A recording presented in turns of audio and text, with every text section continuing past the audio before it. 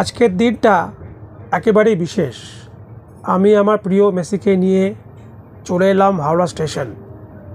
প্রথমেই গেলাম পার্সেল অফিসে, যেখানে মেসির জন্য আলাদা টিকিট করা হলো। সঙ্গে জমা দিতে হলো ফিটনেস সার্টিফিকেট আর অন্যান্য দরকারি কাগজপত্র। সব কিছু মিলিয়ে যেন মনে হচ্ছিল মেসি সত্যি আজকে যাত্রার একজন অফিশিয়াল যাত্রী। সব কাজ শেষ করে আমরা চলে এলাম 9 নম্বর প্ল্যাটফর্মে। মেসিকে নিয়ে হাঁটতে হাঁটতে পৌঁছে গেলাম রাজধানী এক্সপ্রেসের সামনে। ট্রেনটা দেখেই মেসির চোখে মুখে যেন নতুন এক কৌতূহল জেগে উঠল। তো রাজধানী এক্সপ্রেসে চড়ে বসতেই এলেন টিকিট পরীক্ষক।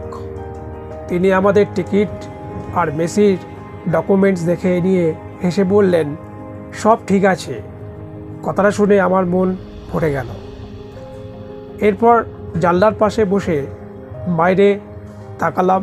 ট্রেন ছুটে চলেছে, একটার পর একটা স্টেশন, সবুজ মাঠ, নদী, গাছপালা চোখের সামনে ভেসে উঠছে। সেই দৃশ্যের সঙ্গে মিশে যাচ্ছে রাজধানীর ছন্দময় দুলুনি। মেসিও দেখতে দেখতে খুব উপভোগ করছিল।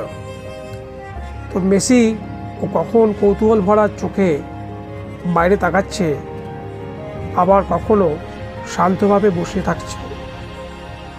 কিছুক্ষণ বাদেই সেই মুগ্ধকর দৃশ্য আর ট্রেনের তাল আমাকে আস্তে আস্তে ঘুম পাড়িয়ে দিল। মেসিও আমার সাথে ঘুমিয়ে পড়ল, যেন একসাথে স্বপ্নের দেশে পাড়ি দিলাম। এভাবেই শুরু হলো আমাদের রাজধানী এক্সপ্রেসের যাত্রা, মেসি আর আমি দিল্লির পথে।